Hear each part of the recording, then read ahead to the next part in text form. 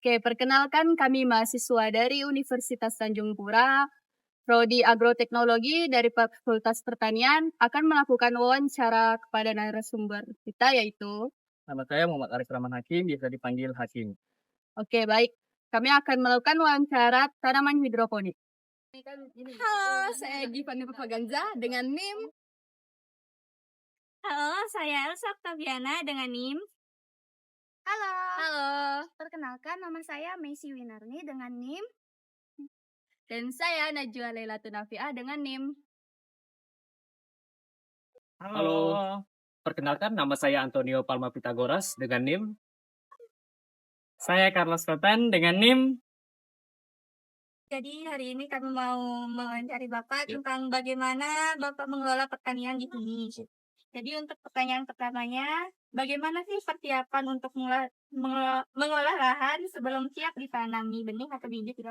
Oke, yang pertama kalau di sistem hidroponik yang di kebun saya ini menggunakan media tanam yaitu seperti pipa-pipa yang dapat kita lihat di sini dan jadi bukan lebih ke mempersiapkan lahan ya, jadi mempersiapkan media-media yang digunakan seperti menyiapkan meja, menggunakan baja ringan dan pipa-pipa yang ada gitu. Jadi lebih menyiapkan meja-meja hidroponik untuk sarana menanam hidroponik. Untuk yang kedua, berapa sih luas lahan yang dipakai untuk ditanam tanaman? Untuk total luas lahan yang digunakan di sini yaitu 40 kali 20 meter. Untuk pada satu baris ini? Kalau untuk per mejanya mungkin sekitar 2 meter kali 10 lah. Jadi untuk per mejanya. Untuk jarak antar tanaman tuh berapa? Untuk jarak antar tanaman yang bisa kita lihat di pipa-pipa ini yaitu 20 cm. Karena itu bertujuan untuk memberi ruang untuk tanamannya berkembang. Berapa jenis sih tanaman yang ditanam di sini? Untuk jenisnya mungkin ada sawi, pakcoy, selada, daun mint, bayam Brazil, dan mungkin yang terbaru kita sedang mengembangkan timun Jepang. Jadi memang tergantung pemasaran sih, tapi kurang lebihnya sayur-sayur itu sih yang kita produksi. Untuk di sela-sela kan gini ada timun itu sama pare, itu emang sengaja ditanam atau apa? Memang ini sengaja ditanam karena melihat permintaan dari para konsumen seperti itu. Jadi kita melihat kebutuhan pasar apa, jadi kita menanam permintaan tersebut. Apa tadi tiap jenis tanaman yang ditanam di lahan jaraknya sama? Untuk tanaman-tanaman seperti sawi-sawian dan selada itu bisa dibilang jaraknya sama. Namun terkecuali seperti tanaman kale, tanaman daun mint, dan bayam Brazil itu mereka bisa lebih rapat. Terutama kalau kale ini dia lebih berjarak sih sebenarnya. Karena dia tanamannya lebih besar dibanding sayur-sayuran yang lain. Apakah ada waktu tertentu untuk menanam satu jenis tanaman? Kalau untuk waktu tertentu sebenarnya tidak ada ya, karena sayur-sayur ini bisa ditanam dan dipanen sepanjang waktu sih. Tidak ada waktu tertentunya. Apakah ada alat khusus yang digunakan saat persiapan lahan sebelum ditanam?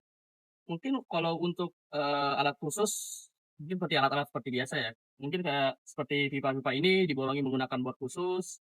Terus mungkin untuk menyiapkan air yang digunakan, kita menggunakan TDS meter untuk mengukur jumlah molekul yang terkandung di suatu air. Untuk listrik, ini pakai listrik? Jadi pakai listrik juga. Jadi listriknya di sini 24 jam tanpa henti. Jadi untuk memutar pompa panjang hari. Pertama saya mau menanyakan tentang nutrisinya. Kira-kira jenis nutrisi apa yang digunakan untuk tanaman hidroponik ini? Untuk nutrisi yang digunakan yaitu pupuk organik berjenis HB Mix, yaitu bubuk seperti butiran-butiran yang nanti akan dilarutkan menjadi pupuk cair. Untuk semua jenis tanaman dia sama atau ada yang berbeda? Jadi untuk pupuk cair ini bisa digunakan ke seluruh jenis tanaman, baik maupun sayur ataupun tanaman-tanaman yang lainnya.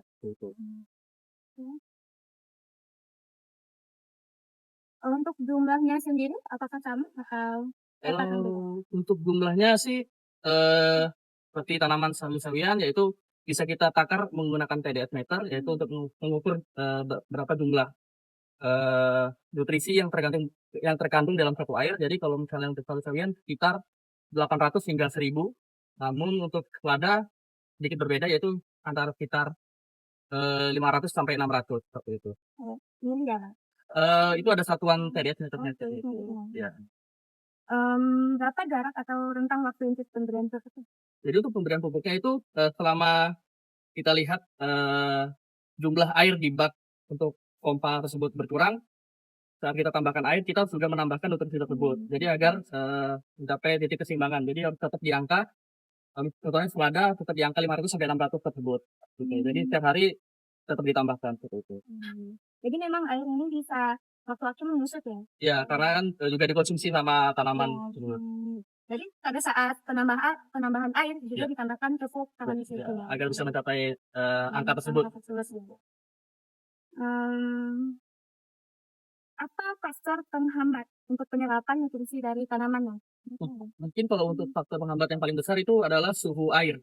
Jadi saat misalnya suhu air terlalu panas, itu bisa mempengaruhi penyerapan nutrisi kepada tanaman. Apakah ada cara untuk biar suhu di airnya tetap stabil?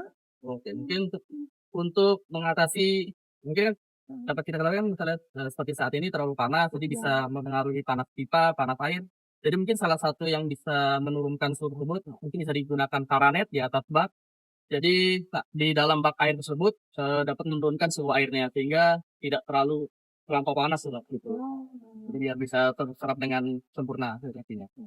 Di sini kan saya melihat ada kayak lumut hijau kan? Ya. Itu ada pengaruhnya tidak untuk tanaman untuk menurunkan suhu air kah atau menambah nutrisi atau? Kalau lumut hijau ini memang secara alami terbentuk ya. Tapi memang secara tidak langsung dia juga mengurangi intensitas cahaya yang ada dari matahari yang langsung ke bak. Jadi ya otomatis dia juga menurunkan mungkin beberapa derajat lah. Jadi juga membantu sedikit. Bantu menstabilkan airnya juga ya? Iya. Oke Bang, saya izin bertanya tentang bibit. Apakah penanaman langsung menggunakan benih atau melalui proses pembibitan terlebih dahulu? Jadi untuk hidroponik kita terlebih dahulu melakukan pembibitan, yaitu memasukkan benih ke dalam media tanam. Apakah media yang digunakan untuk menanam benih atau bibit? Jadi ada media tanam yang digunakan yaitu namanya rock wool. Jadi dari jenis suatu batuan yang dibentuk sedemikian rupa menjadi suatu media tanam seperti yang kita lihat seperti ini. Jika menggunakan bibit, berapa usia bibit yang digunakan sebelum dipindahkan ke lahan? Oke, untuk sebelum dipindahkan ke lahan, kita mempunyai batas minimum yaitu usia sekitar 2 minggu. Jadi tanaman berusia 2 minggu baru bisa dipindahkan ke media tanam yang lebih besar. Seperti itu. Apa ada teknik khusus saat pembibitan? Teknik khusus tidak ada sih seperti pembibitan pada umumnya. Seperti itu. Apakah menggunakan zat untuk merangsang bibit tumbuh? Kalau untuk zat yang untuk merangsang bibit tumbuh itu tidak ada ya. Jadi kita menggunakan pupuk seperti pada umumnya. Jadi kita menyamakan dosisnya dari kecil sampai besar. Apakah ada konsentrasi air atau nutrisi khusus saat pembibitan? Untuk konsentrasinya mungkin bisa diukur dari TDS meter tadi, dari konsentrasi pupuk terhadap air. Jadi bisa disamakan dari masa benih hingga masa panen, mereka tetap konsentrasinya tetap sama. Seperti itu. Apakah ada media tanam diganti saat dipindahkan ke lahan? Untuk media tanamnya tidak diganti dari pembenihan sampai panen. Itu tetap media tanamnya. Seperti itu. Apakah ada tempat khusus saat pembibitan? Kalau tempat khusus untuk pembibitan mungkin seperti nampan seperti ini, jadi lebih tertata lah untuk pembibitan seperti itu. Apakah ada ciri fisik pada bibit sehingga siap untuk nanti ditanam di lahan? Oke, untuk misalnya dari jenis pembibitan atau benih tersebut, dalam 2 minggu yang kita lihat, biasanya kita menunggu sampai ada muncul sekitar 4 daun. Itu menandakan bahwa bibit siap dipindahkan ke lahan yang lebih besar. Seperti itu. Baik, di sini saya akan menanyakan tentang hama dan pestisida. Yaitu jenis hama apa yang paling sering mengganggu?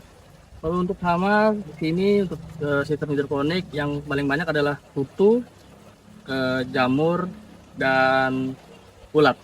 3 itu sih yang biasanya ada. Selanjutnya, apakah tanaman pernah mengalami penyakit? Jika pernah, jadi penyakit apa yang paling sering menyerang tanaman ini? Tanaman mungkin seperti sawi-sawian itu sering terjangkit oleh hama kutu, hama ulat, dan untuk seperti tanaman selada mungkin sering terjangkit seperti hama jamur seperti itu. Selanjutnya untuk cara menangani hama dan penyakitnya bagaimana?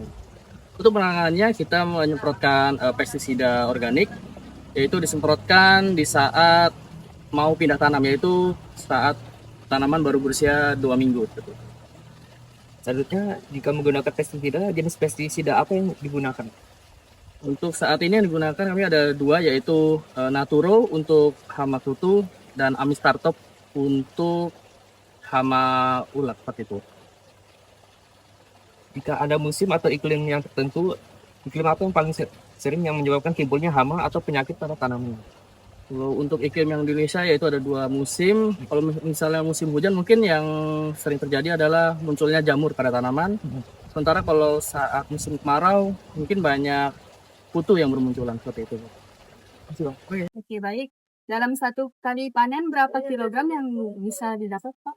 Kalau untuk sekali panen biasanya tergantung orderan yang diminta ya. Jadi misalnya orderannya 2 kilo, berarti hari ini order 2 kilo. Jadi tergantung permintaan orderan untuk panennya. Oke, tergantung orderan ya, Pak.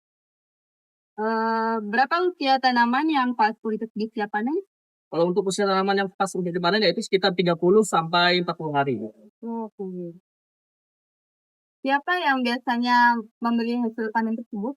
Kalau untuk konsumen yang ada seperti UMKM, restoran, dan untuk sekarang ini yang terbanyak seperti supermarket juga ada permintaan.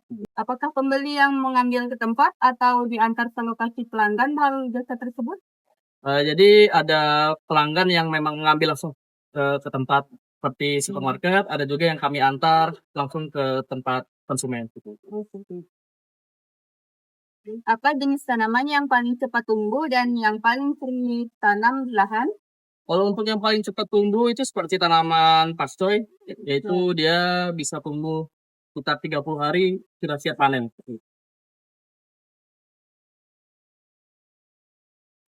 Apakah hasil panen dijual atau digunakan untuk konsumsi sendiri? Untuk ini fokus untuk dijual sih. Oh, dijual saja. Dijual ya, tidak untuk dikonsumsi. Apakah ada tanaman yang disengaja tidak dipanen untuk menghasilkan biji? Kalau untuk saat ini belum ada sih. Jadi semua tanaman langsung dipanen dan untuk dijual. Jadi belum ada rencana untuk dikembangbiakan sendiri. Setelah dipanen, apakah langsung ditanami oleh tanaman atau bibit baru, atau perlu diolah dan diukirkan terlebih dahulu? Jadi untuk media tanam yang ada, jadi setelah dilakukan pemanenan, dia langsung diisi dengan calon benih-benih yang ada. Jadi langsung selalu terisi. Apakah ada waktu tertentu untuk panen? Kalau untuk waktu-waktu tertentu yaitu yang bagus mungkin seperti pagi hari karena untuk menjaga kesegaran sayur saat dipanen. Apakah ada alat atau metode khusus saat proses pemanenan? Kalau untuk pemanenan tidak ada metode dan alat khusus, seperti biasa menggunakan tangan seperti biasa untuk panen. Apakah ada faktor yang mempengaruhi panen? Kalau untuk faktor mungkin seperti cuaca ya. Jadi kita menghindari memanen saat cuaca sudah mulai panas karena buat menjaga kesegaran sayur. Karena kalau misalnya dipanen siang hari, sayur-sayur yang dipanen itu bisa terlihat lemas dan tidak menarik seperti itu. Berapa harga jual per tanaman yang dipanen? Untuk sawi-sawian mungkin sekitar 25 hingga 30 ribu per kilogram. Untuk selada mungkin sekitar 35 hingga 40 ribu per kilogramnya. Jenis tanaman apa yang lebih diminati pasar? Kalau untuk permintaan pasar saat ini kebanyakan memerlukan tanaman selada. Dan permintaannya cukup tinggi dari pasar.